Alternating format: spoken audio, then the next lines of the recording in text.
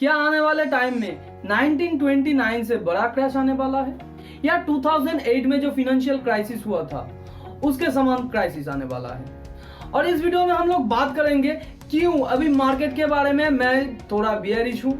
तो उस सारे पैरामीटर को हम लोग इस वीडियो में चेक करने वाले हैं जिसके लिए मैं अभी मार्केट के लिए बियरिश हूं।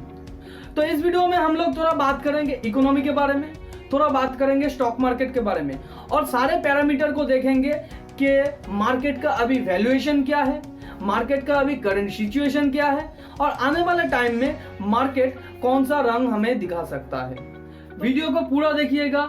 अगर वीडियो में कोई भी पॉइंट्स आप स्किप कर गए या कोई भी पॉइंट आपसे छूट गया है या आप वीडियो के बीच में कहीं चले गए हो, बाद में आके आप देख रहे हैं, तो इसमें आपका ही दिक्कत होगा। आपको ओवरऑल इकोनॉमी के पिक्चर के बारे में और स्टॉक मार्केट को कैसे वैल्यू किया जाए उसके बारे में अंदाजा नहीं हो पाएगा। यह आपको समझने के लिए शायद दोबारा वीडियो को देखना पड़े। तो आपसे रिक्वेस्ट है वीडियो को जरूर पूरा देखिए और स्टार्टिंग से आखिर तक देखिए। तो चलिए सीखते हैं एक साथ।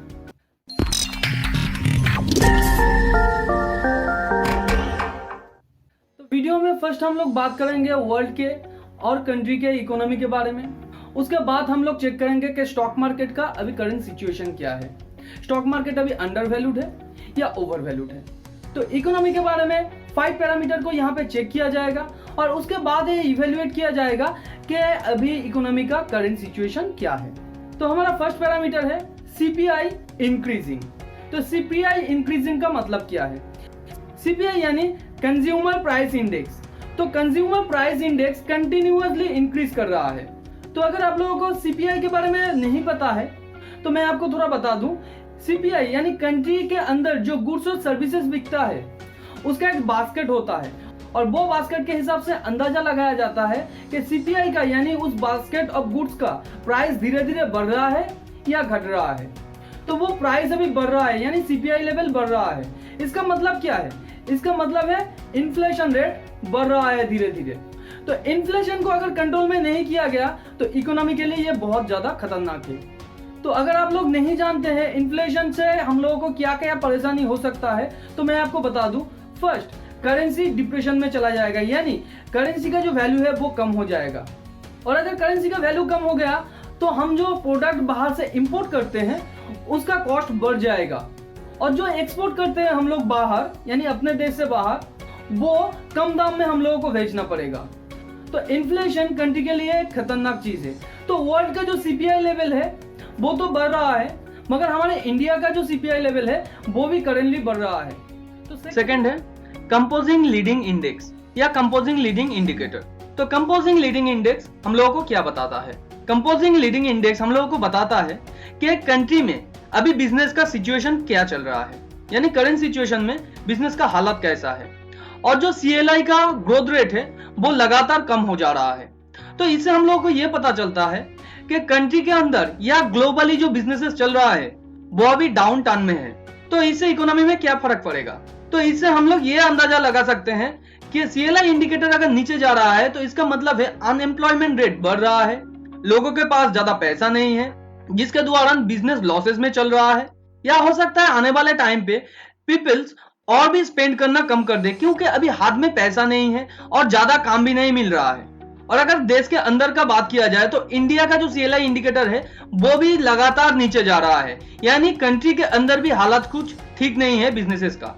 और इससे हम लोग ये भी पता लगा सकते हैं कि आने वाले टाइम में बिजनेसेस का जो रिजल्ट है वो कैसा होने वाला है। लोगों के पास अगर पैसा नहीं है तो आने वाले टाइम में ज्यादा स्पेंड भी वो नहीं कर सकता है। और एक सीएलआई इंडिकेटर हम लोगों को ये क्लियर बताता है कि कंट्री के आने वाले टाइम पे बिजनेसेस का ग्रोथ कैसा होने वाला है या अभी करंट सिचुएशन में स्पेंडिंग और बिजनेस का हालत कैसा है। थर्ड है long term interest rate continue decreasing. तो इसका सिंपली हम लोग क्या मतलब निकाल सकते हैं? देखिए, बैंक कब अपना इंटरेस्ट रेट या कंट्री का सेंट्रल बैंक कब अपना इंटरेस्ट रेट कमाता है? जब उसे मार्केट में मनी इन्फ्यूजन की जरूरत होता है। तो अभी करेंटली जो सिचुएशन है इस सिचुएशन में मार्केट में बहुत ज्यादा पैनिक है। आप जानते हैं कोविड-19 के द्वारा ओवरऑल इकोनॉमी यानी ग्लोबल इकोनॉमी में बहुत ज्यादा फाइनेंशियल क्राइसिस आ गया है क्योंकि बहुत लोग जॉबलेस हो गए हैं, बिजनेसेस बंद पड़ रहा है। तो इस सिचुएशन में मार्केट में बहुत ज्यादा पैसे की इन्फ्यूजन करना जरूरी है और इसके लिए इंटरेस्ट रेट को बहुत ही नीचे गिराना पड़ता है, तभी लोग लो इंटरेस्ट में बोरो करना पसंद करेंगे या बिजनेसेस बोरो करना पसंद करेंगे, क्योंकि अभी उन लोगों का जो बिजनेसेस है वो ठीक नहीं चल रहा है और जो लोग हैं उन लोगों के पास शायद कम नहीं है या पैसा इतना नहीं है कि वो बोरो किया हुआ अमाउंट का ईएमआई भर सके। तो अगर एक कंट्री का लॉन्ग टर्म इंटरेस्ट रेट कम हो रहा है, इससे हम लोग साफ प्रिडिक्शन कर सकते हैं कि अभी इकोनॉमी पैनिक में है, इकोनॉमी फियर में है और इकोनॉमी में इतना स्ट्रेंथ नहीं है कि इकोनॉमी बोरो कर पाए और मार्केट में प्रोडक्ट का डिमांड भी नहीं है, यानी बिजनेसेस में भी प्रॉब्लम चल रहा है। Number 4, GDP is decreasing.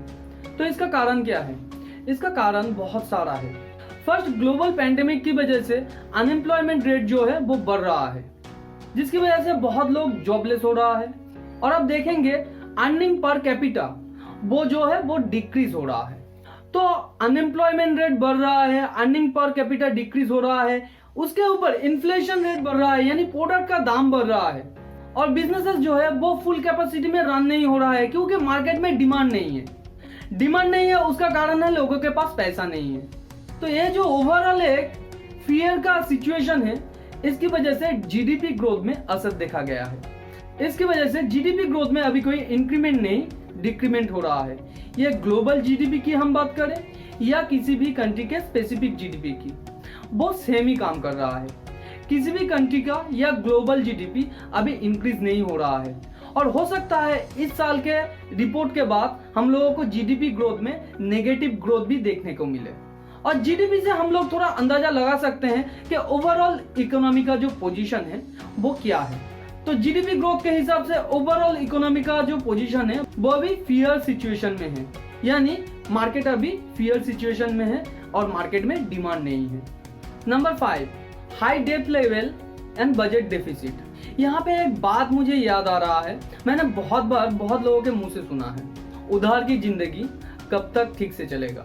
तो करंट सिचुएशन में इकोनॉमी यानी कंट्री का बोले या ग्लोबल जीडीपी की बात करें, दोनों का सिचुएशन सेम है। ग्लोबल पैंडेमिक की वजह से ग्लोबल सप्लाई चेन डिस्टर्ब हो गया है, जिसकी वजह से कंट्री का जो रेवेन्यू था वो रेवेन्यू भी धीरे धीरे घट रहा है, यानी इंपोर्ट एक्सपोर्ट का बिजनेस तो अभी बंद है और कंट्री टोटली इंटरनल सेल्स के ऊपर डिपेंडेंट है। और ग्लोबल पैंडेमिक की वजह से लोगों के पास काम भी नहीं है, लेकिन लोगों को जीने के लिए पैसा चाहिए और इकोनॉमी को करेंटली बूस्ट करने के लिए गवर्नमेंट ह्यूज स्पेंडिंग कर रहा है। तो देखिए यहाँ पे प्रॉब्लम क्या है, गवर्नमेंट के पास उतना रिसोर्सेज नहीं है कि गवर्नमेंट बैठे बिठाए अपने इकोनॉमी के जो लोग हैं उन्हें खिलाए या उन्हें सपोर्ट करे, क्योंकि गवर्नमेंट के रिसोर्सेज का भी एक लिमिट होता है और वो उस लिमिट को पार कर चुका है इस ग्लोबल पैंडेमिक की वजह से।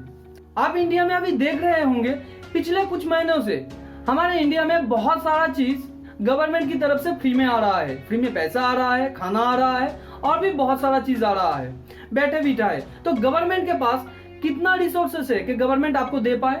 ज्यादा नहीं है। और इसका जो पैसा, वो सारा पैसा कहां से आ रहा है? ये सारा पैसा डेट से आ रहा है। बहुत सारे कंट्री ने अभी एक रास्ता अपनाया है कि ग्लोबल पैंडेमिक की वजह से जो इकोनॉमी स्टॉप हो गया है उसे बूस्ट करने के लिए डेट लो और इकोनॉमी को बूस्ट करो। मगर ये उधार की जिंदगी कब तक चलेगा? आपको उधार तो चुकाना पड़ेगा और उधार चुकाने के लिए बेस्ट ऑप्शन है आपका बिजनेस का चलना। तो अभी बिजनेस चल नहीं रहा है, उधार भी बढ़ गया है, तो जो ईएमआई है वो कहां से पे होगा? क्योंकि जो टैक्सेस है वो भी लो कर दिया गया है या कई कंट्री में भी तो टैक्सेस नहीं लिया जा रहा है, क्योंकि ग्लोबल पैंडेमिक की वजह से वहां का बिजनेसेस में बहुत ज्यादा डिसरप्शन आया है और बहुत सारा बिजनेस बंद भी हो चुका है। तो करंट सिचुएशन में बिजनेस का हालात कुछ ठीक नहीं है। तो अगर गवर्नमेंट का अर्निंग नहीं हो रहा है तो यहाँ पे एक बड़ा प्रॉब्लम आ जाएगा, वो होता है बजट डेफिसिट। और अगर बजट डेफिसिट होता है तो आप उसका प्रॉब्लम समझ सकते हैं। गवर्नमेंट ने जो डेट लिया है वो डेट चुका नहीं पाएगा। कंट्री के अंदर जो स्पेंडिंग होना चाहिए इंफ्रास्ट्रक्चर के अंदर और इकोनॉमी को बूस्ट कराने के लिए फर्दर, उसका पैसा कंट्री के पास नहीं होगा, यानी गवर्नमेंट के पास नहीं होगा। तो बजट डेफिसिट एक बहुत बड़ा प्रॉब्लम है। तो ओवरऑल इकोनॉमी का अभी सिचुएशन देखा जाए तो ग्लोबल इकोनॉमी अभी एक बजट डेफिसिट में चल रहा है या आने वाले सिचुएशन में और भी बड़ा डेफिसिट होने वाला है।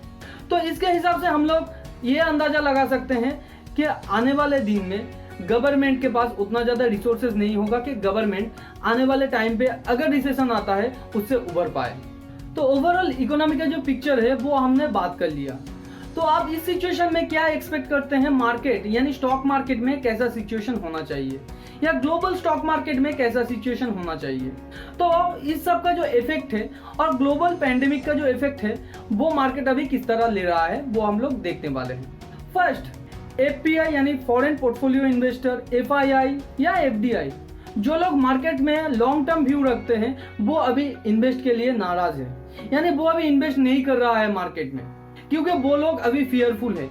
और उन लोगों का ये मानना है कि मार्केट आने वाले सिचुएशन में 1929 से भी बड़ा और 2008 से भी बड़ा क्राइसिस ला सकता है या क्रैशेस ला सकता है। तो इस सिचुएशन में डीआईआई भी फियरफुल हो गए हैं और हमारे तरह जो रिटेल इन्वेस्टर हैं उन लोगों को भी इस सिचुएशन में बहुत ज्यादा सोफिस्टिकेटेड रहना होगा ताकि आने वाले टाइम पे अगर ये क्राइसिस आता है तो हम उसके लिए रेडी रहें।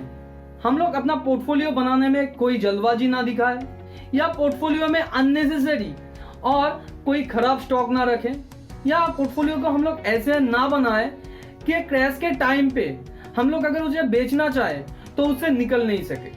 तो ये सब इकोनॉमिक पैरामीटर जानने के बाद आप लोगों को शायद ये लग रहा होगा मैं जो बियरिश हूँ मार्केट के लिए वो सही हूँ या नहीं। देखिए, मैंने ये जो ओवरऑल इकोनॉमिक का सिचुएशन बताया है ये डेटा मैंने खुद से रिसर्च किया है और मेरे रिसर्च के हिसाब से आने वाले टाइम पे रिसेशन होगा या नहीं ये तो मुझे पता नहीं है। हो सकता है, नहीं भी हो सकता है, मगर मैं सोफिस्टिकेटेड हूँ और आने वाले टाइम पे अगर क्राइसिस आता है मैं उसके लिए रेडी हूँ और मेरा ये मानना है आप लोगों को भी रेडी रहना चाहिए।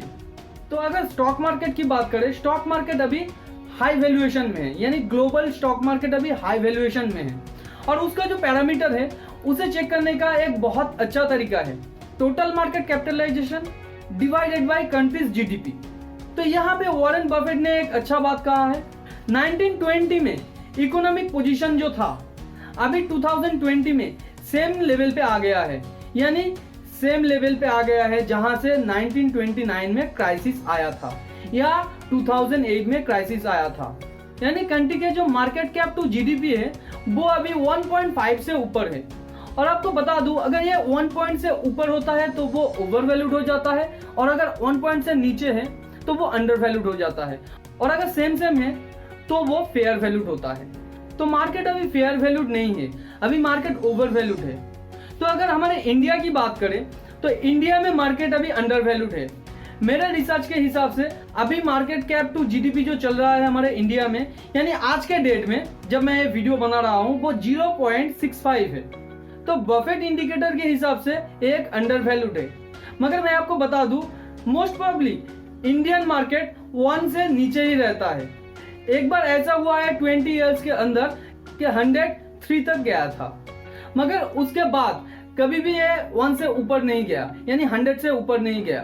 तो हिस्टोरिकली अगर 20 इयर्स का डेटा चेक किया जाए तो ये नीचे कितना था, ये नीचे 42 था। तो अगर यूएस मार्केट में क्रैश आता है तो ग्लोबल मार्केट में भी इसका इफेक्ट देखा जाएगा और इंडियन मार्केट में भी सेम होगा।